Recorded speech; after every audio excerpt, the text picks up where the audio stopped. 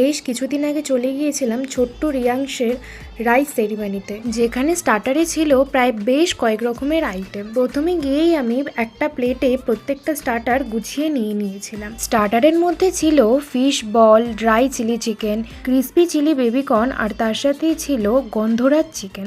প্রত্যেকটা স্টার্টারই কিন্তু খেতে বেশ ভালো ছিল। আর এর সাথেই নিয়েছিলাম 1 কাপ গরম গরম কফি। তারপর চলে গিয়েছিলাম মেন কোর্স খেতে।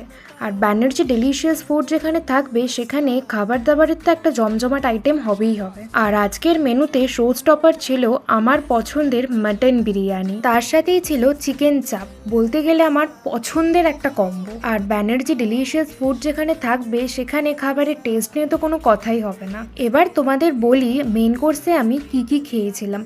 প্রথমেই গিয়ে প্রত্যেকটা আইটেম আমি একটা প্লেটে সুন্দর করে গুছিয়ে নিয়েছিলাম। প্রথমেই টেস্ট করেছিলাম কড়াইশুঁটির কচুরি আর তার সাথে চানা মশালা। এতে তো বেশ ভালো ছিল। আর তারপরই ছিল স্টাফ আলুর দম, এটাও কিন্তু বেশ ছিল। তারপর নিয়েছিলাম গরম গরম ফিশ ফ্রাই, যেটা কাসুন্দি দিয়ে খেতে কিন্তু বেশ ভালো লাগছিল। তারপর নিয়েছিলাম প্লেটে আজকে শো স্টপার মাটন বিরিয়ানি। কলকাতার স্টাইল আলু দিয়ে মাটন বিরিয়ানি তো আমার অল টাইম ফেভারিট।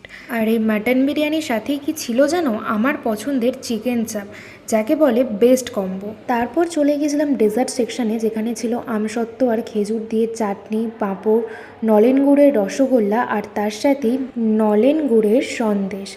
এত কিছু খাবার পর ডেজার্ট খাওয়ার জন্য পেটে জায়গাটা কমই ছিল, কিন্তু তোমরা তো জানো ডেজার্ট আমার অল টাইম ফেভারিট। তাই ডেজার্টটা তাড়াতাড়ি শেষ করে নিয়েছিলাম একটা আইসক্রিম। সবশেষে মুখ শুদ্ধির জন্য নিয়েছিলাম পান।